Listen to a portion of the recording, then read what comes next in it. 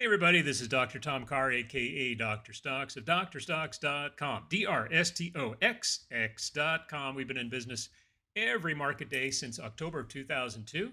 We have daily stock pick letters, weekly stock pick letters, and two live trading rooms. And I'm coming to you today from the live options room. And if you want to join me and a great company of amazing traders at all levels of option experience, we welcome newbies. You can ask all the questions that you want.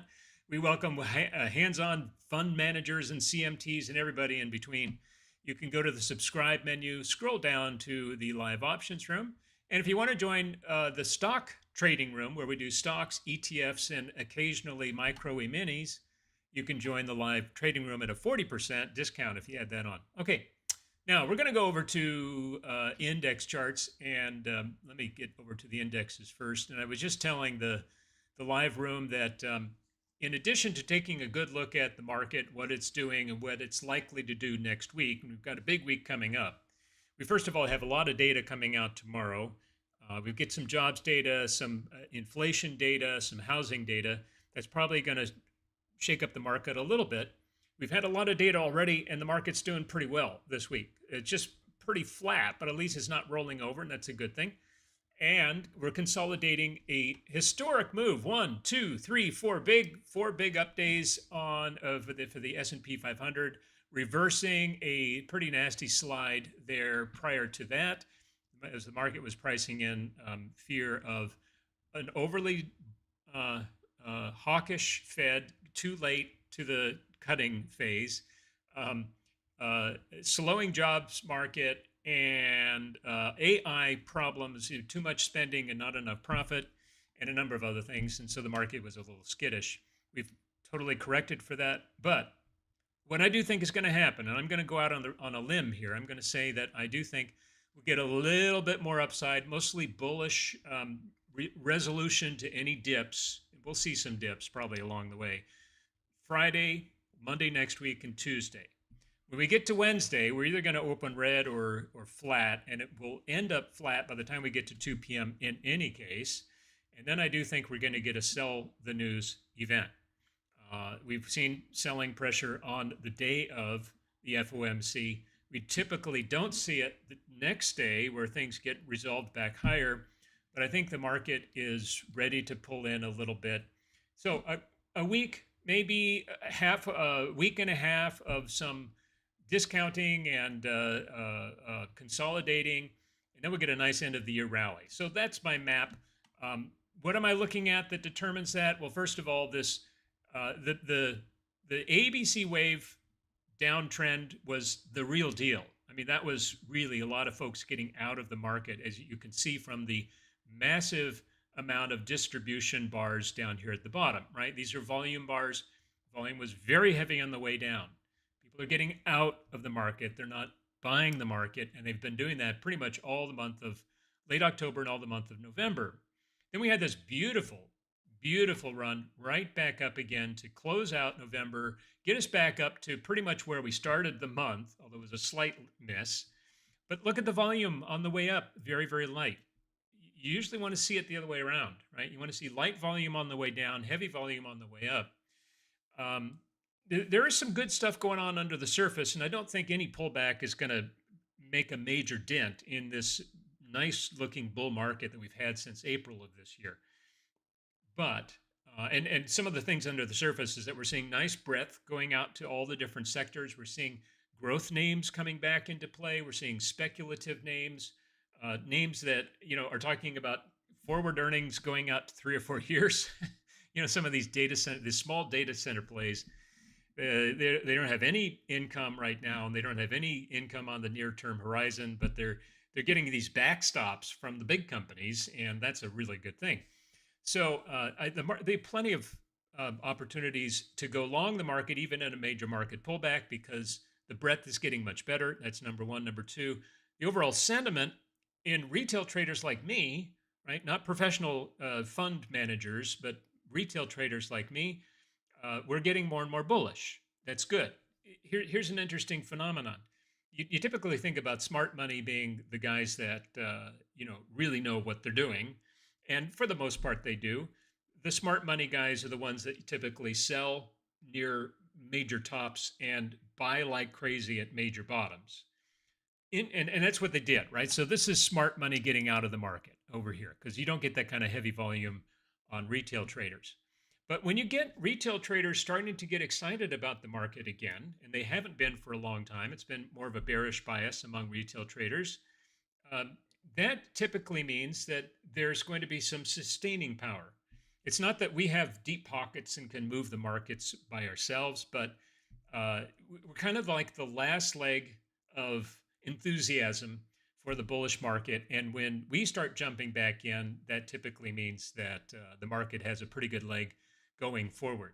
Where it goes after that, I don't know. I have a feeling 2026 is not going to be quite as easy as 2025 was, but I don't know that objectively. That's just more of a 23 years of trading experience saying that. But hey, I always say we trade one day at a time. We're not going to worry about that right now. We're going to worry about today and how we set up between now and Wednesday next week for the FOMC. And then what do we do after that? And we're not at all worried about 3-4 weeks down the road or 3-4 months down the road at all. All right, so S&P, I do think because of what I was just saying that this little light volume is a relief rally. It's not a new leg higher. We'll see a little bit of a modest pullback. Where is Wednesday? Where is Wednesday? Right, that's Wednesday this week. Where's Wednesday the 10th? Right there. Okay, so if we put a mark on Wednesday the 10th, right there, that should be the pivot for the end of this little relief rally. I think we get a little bit more upside. We can play that. We're in a bunch of good stuff right now that's doing crazy stuff, crazy moves today. But then I think we're going to see a risk-off move, probably get flow back into gold and mining companies and industrials and bonds and healthcare and some safe haven stuff, utilities. We'll see those guys start to catch up because they've been pretty much lagging the market. Not all of those, but some of them have been. And that's where we can focus on a market pullback. And we can also ride the wave down if we get one using inverse ETFs or puts, I should say, because this is the options room. We'll use puts on the major indexes.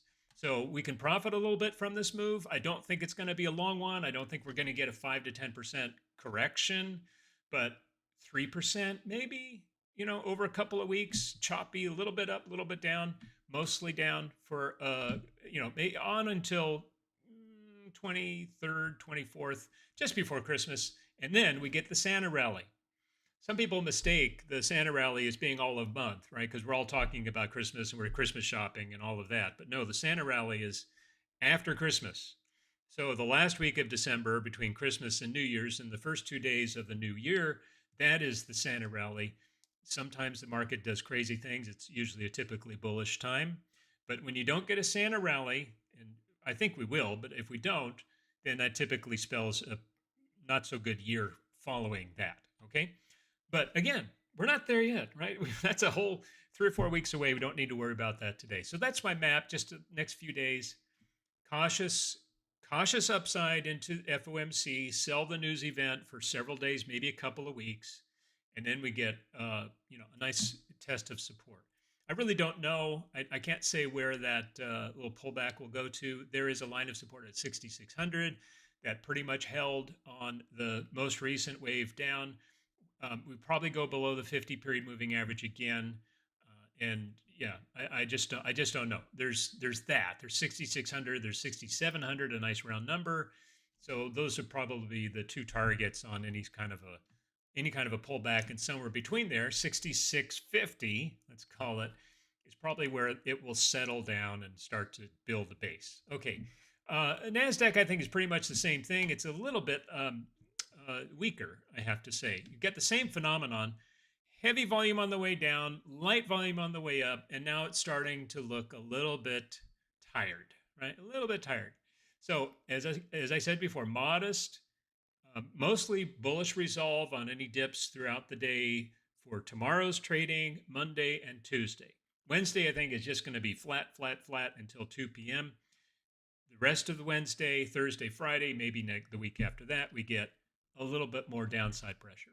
Okay, so if that comes to fruition, and we see a pullback, a pretty major pullback, then this number right here, I don't know what that is, 2,400, 24,000, 24.4 will probably be a line in the sand. And I don't think we'll get as far as testing the recent panic lows. And those were lows built on AI bubble is bursting, right? Everybody has got to get out because AI can't make any money.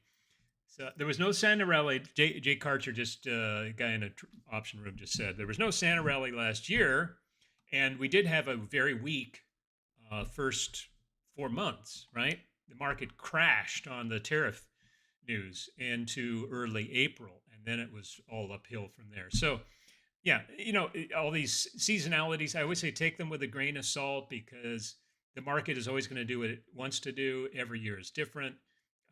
And the interesting thing about the market is that it's a consensus view on just about everything that's going on in the world today. Everything that has anything to do with an economic impact, you're going to get a vote that takes place every market day, thumbs up or thumbs down. And it's when we start seeing a convergence of negative things, if we start seeing unemployment rate going up, ISM numbers were pretty good yesterday.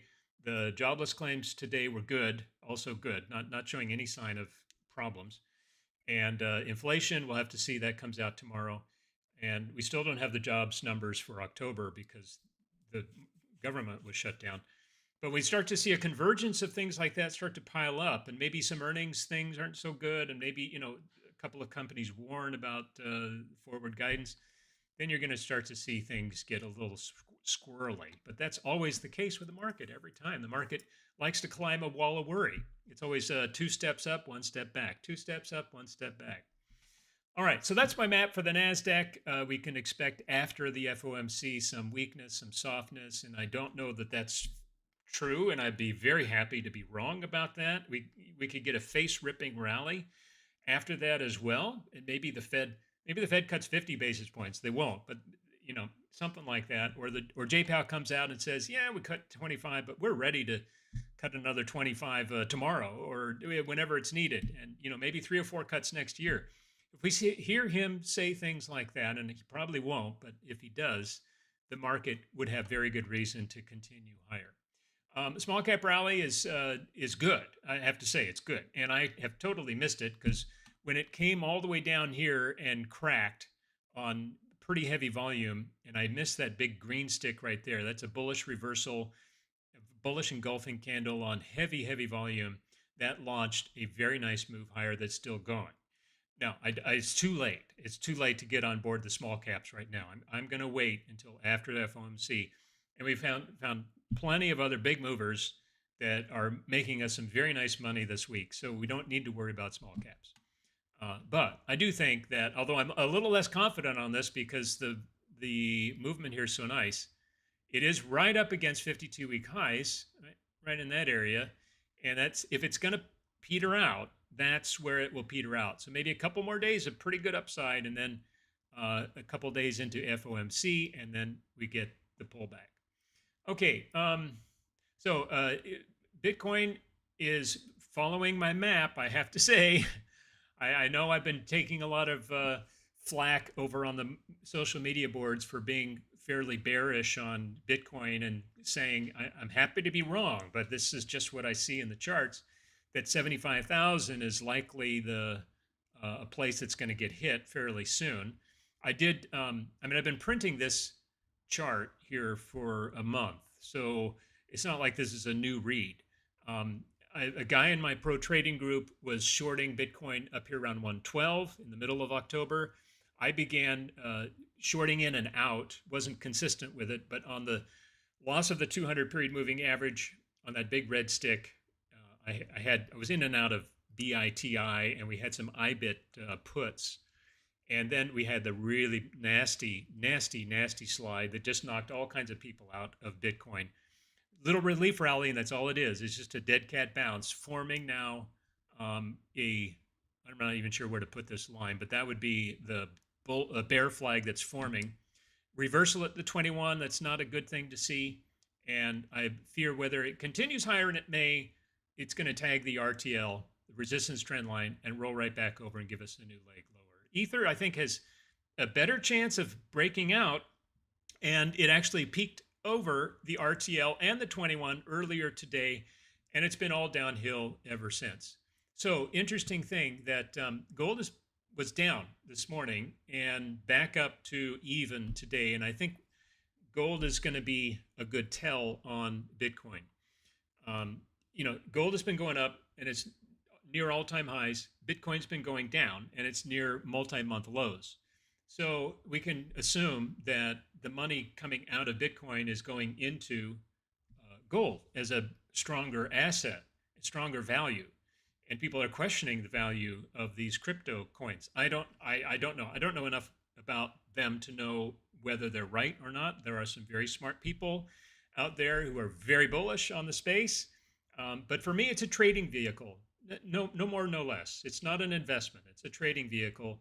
And right now, both Bitcoin and Ether are pointing lower, and I wouldn't want to be long. I will totally erase that bias if and only if we get a close outside on the top side of that RTL in both of those spaces. I'm not so bullish on gold itself because I do think it's going to probably cool off and into the FOMC. FOMC is a huge impact on gold. PC prices will tomorrow. But I like the miners. I really like the miners. Let's take a look. GDX. Yeah, look at this. So, gold isn't up at all-time highs. It's printing a lower high and starting to go flat. The GDX, the mining space for gold, is up at all-time highs just a few days ago and printing this nice little, what I call a mini pullback. This is a mini setup, right? When it's a very strong uptrend, you get these little pullbacks, and if you're not looking for levels of support, you'll miss it because you'll think, oh, it's got to come down further. It's got to do an ABC wave, 3-wave pullback. No, they don't always do that. The strongest charts don't do that. They give you these little tiny flags or these little tiny pullbacks, 3 or 4 days at the most, and then boom, right back up again. And I think that's probably going to happen here with the miners. Okay, now I don't want to overstay my welcome on these indexes, but I wanted to do this thing with you and whoever's watching this on how to determine sector rotation. So there are a couple of ways that we can do this that are pretty easy and straightforward, and anybody can do this. One of them will require a subscription. And I'm going to go over to Black Box Stoxx, which is the Black Box Stoxx is the software platform that I use to monitor option flow, right? Calls and puts in and out of the market. I get the expiration date. I get the strike price. I get the size. I get whether the trade went off at the ask or above the ask. That's all I look at. I don't look at any options that are being sold. So I have a set of filters here that I toggle on. I'm only looking at trades above $100,000 each. I've got multi-legs and trades that are at least 100 contracts above that or more, and only at or above the ask. And I'm looking at both calls and puts, stocks, and ETFs. So when I've got all that toggled in, then I'll just sit here for 10, 15 minutes and just watch these trades come in, and I'm looking for patterns. Now, I'm not concerned if it's, SPY or QQQ or NVIDIA, Tesla, Microsoft, Google. You're going to see those guys come through all the time. What I'm looking for is some unusual names that I don't see much of, right?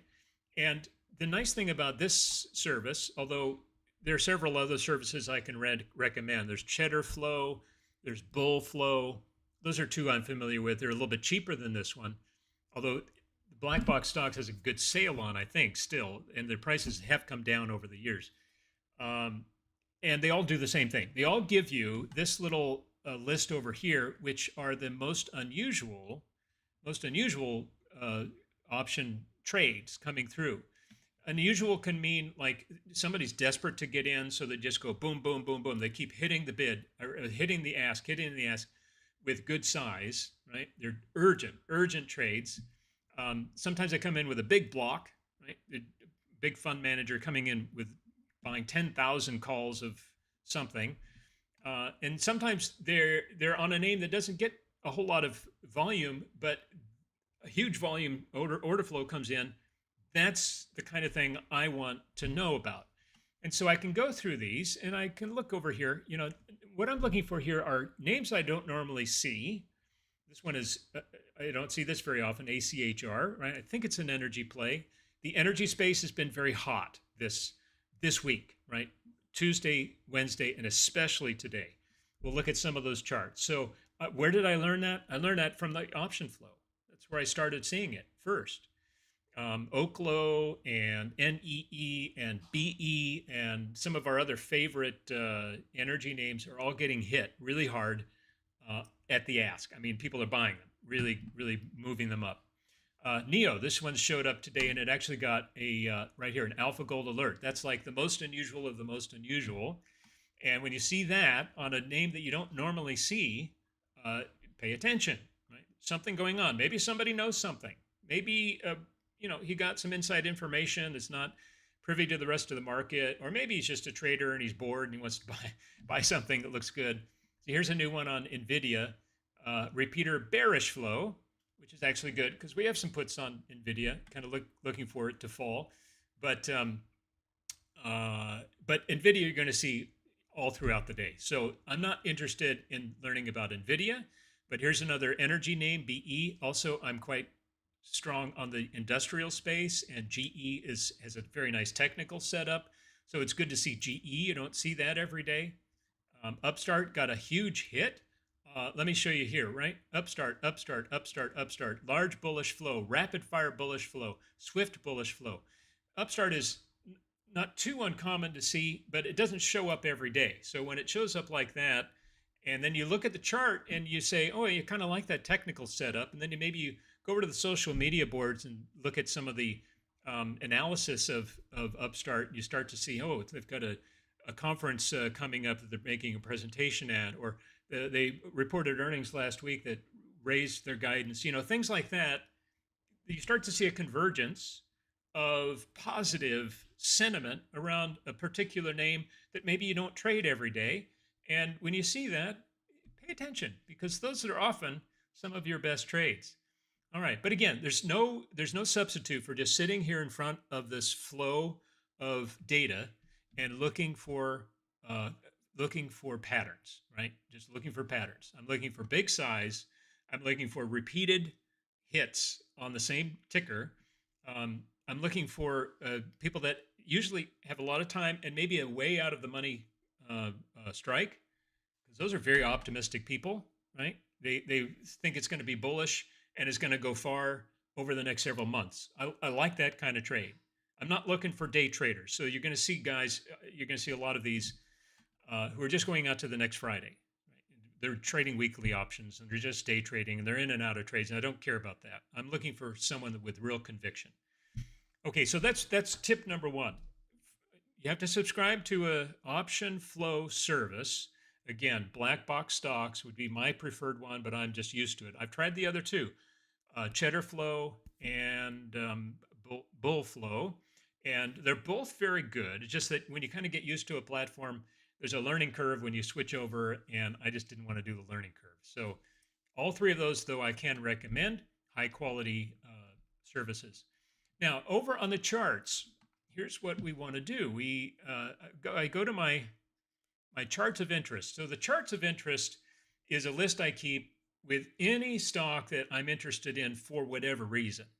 And I go through this a couple of times a week, and I'm always culling out names that I'm no longer interested in. Maybe they reported earnings and they went down 20%. Now it's off the list.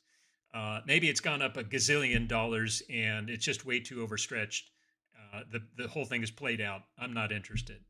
But if something is showing me good fundamentals, it keeps showing up on my scanners. I run a bunch of market surge scanners to tease out the best stocks in the market, the leading stocks in the market in different sectors.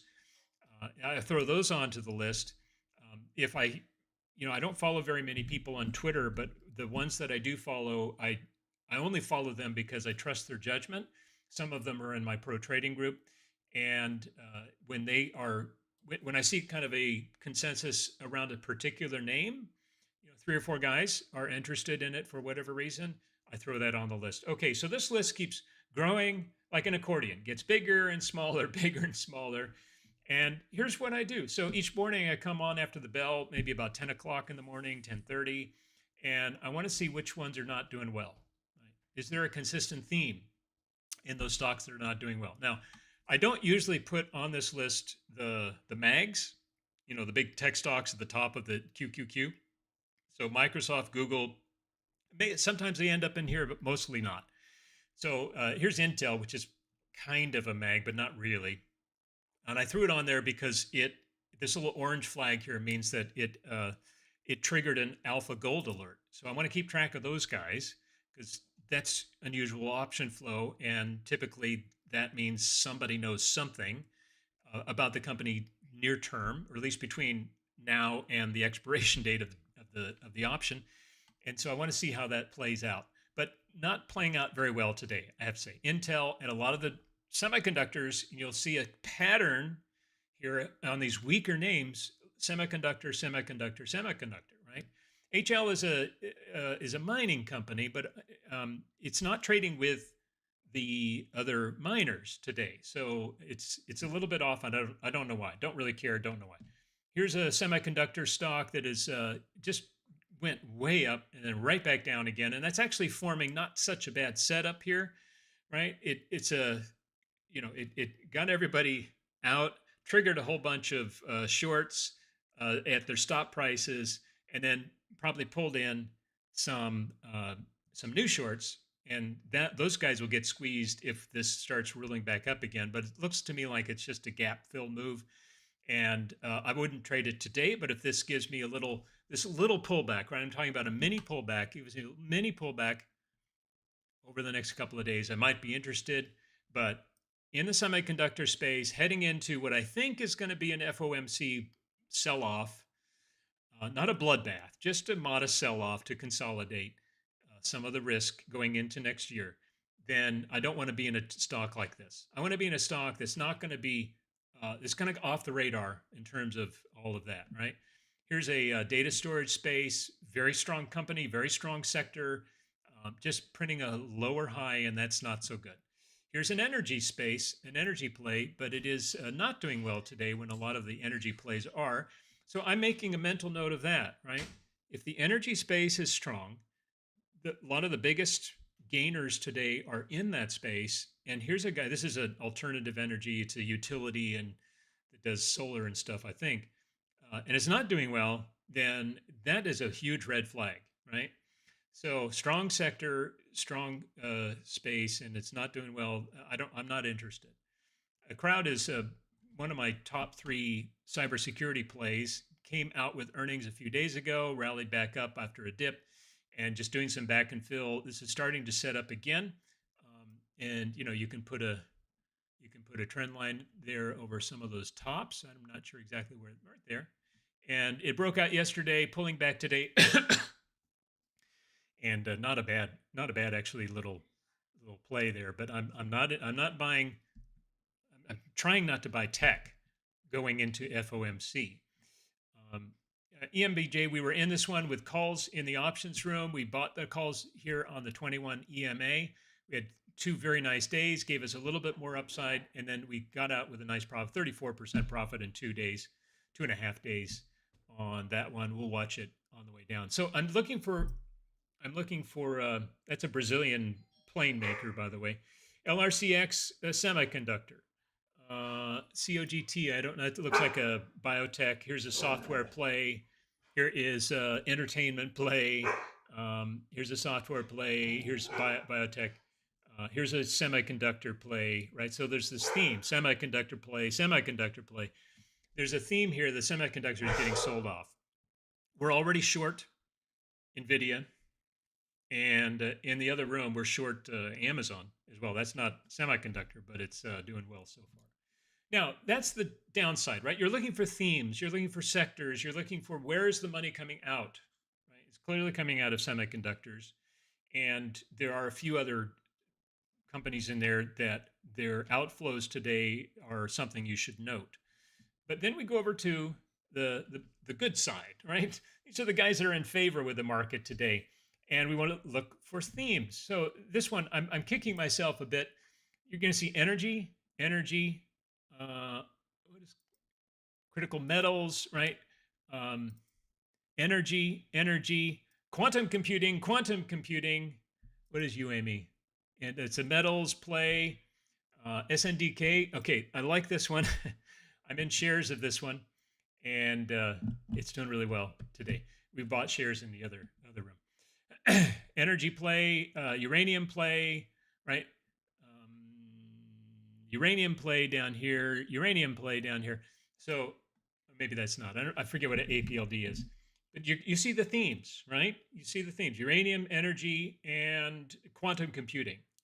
We're long quantum computing plays in both rooms, right? We've got IONQ calls in the options room. We've got RGTI shares in the live trading room, and we've got QBTS, I think, over in my newsletter. How did I know to get us into those trades? Well, not that I have a prophetic gift.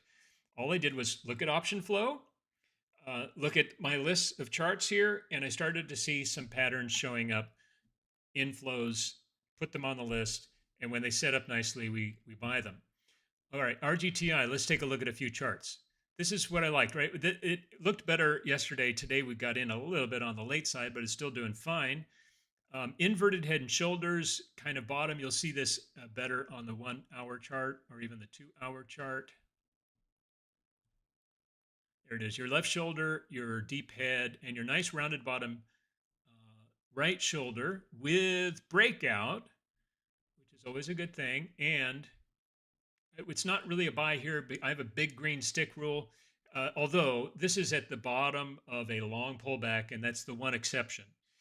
You can buy a big green stick on the first breakout move after a long pullback. You can buy a big green stick above a level of resistance on the first breakout day. Those are the only two exceptions. Otherwise, I would avoid buying big green sticks because you'll typically get a lower entry price the next day or the day after that. Right. Now you know why we bought it, right? We bought it because it was flagging inflows.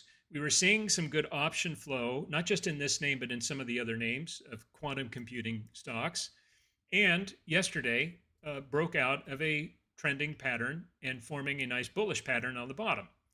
Same with QBTS, pretty much the same thing. This is more of a rounded bottom than an inverted head and shoulders. And what was the other one? ARQT, is that? No, that's a never mind. All right, so anyway, let's take a look. We were long OKLO, OKLL, the leverage version over in the other room, the live trading room. And we bought that one a couple of days ago on this nice little rounded bottom. Why? Because there was an alpha gold alert on OKLO. Very rare to see that. And that told me that some big pocketed people are interested in the price way down here under, around 90, 91, 92.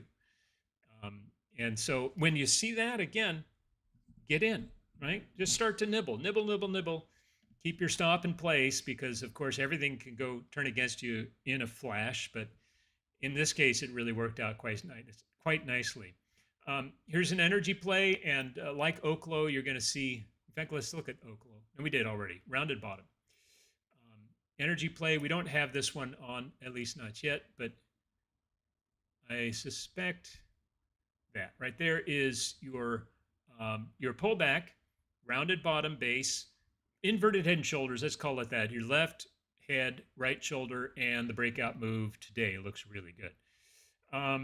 SNDK is not quite the same sort of pattern. It was a double bottom and bullish engulfing candle today above the 50-period moving average. This is a beautiful looking uptrend. This is the most successfully performing stock in the whole S&P 500. If you look, you rank all of them by year to date, 12-month, 6-month, it goes right to the top of every one of those lists by far. Year to date, it's like 470%, even down here off of the highs. And the closest guy under it is like 250%, 260%. So best performing stock in the S&P 500, and that usually means it's still going higher, right? Because when a stock is going up and up and up and up, I know it's actually old tech from way back when I was starting to trade in the 90s, and then revamped itself with a new spin-off. That's what this company is now, with its focus on AI. Yeah, you kind of want to be on board. Anyway, so that's there. And then what was the other one? Oh, UEC. UEC is a uranium play, and I just saw a lot of calls coming in on the name. Did not get an alpha gold alert, but I saw a lot of calls coming in on the name. I saw the I saw the volume starting to tick higher, and then it showed up here on my greens list near the top. And that's when we said, okay, we need to get on board. So we bought UEC shares in the other room, and we bought it pretty close to the bell, right down in here when it was a little bit of a dip, and now it's just going like crazy. All right, so let me just summarize, and I'm going to wrap this up and produce the video and get back to trading because we've got a little over an hour left. Option flow. There's no substitute for keeping track of what the big money players are doing with option contracts. Why is that more important than just shares? Well, because they're taking on more risk, and they're not going to do that if they are not very confident in the trade. So watch for patterns in option flow, especially big size, urgency, and with time. And even out of the money is better. And then secondly, make a list like this of stocks you're interested in, and a couple times a day, click on the change button up here to see which are the good ones and which are the ones getting outflows, and look for patterns. Look for patterns and you'll be good. All right, guys, God bless everybody. We'll see you back in the room in just a little bit. Hope everyone's going to have a great rest of the day, and I'll do an update of our opens in just a little bit. Bye for now.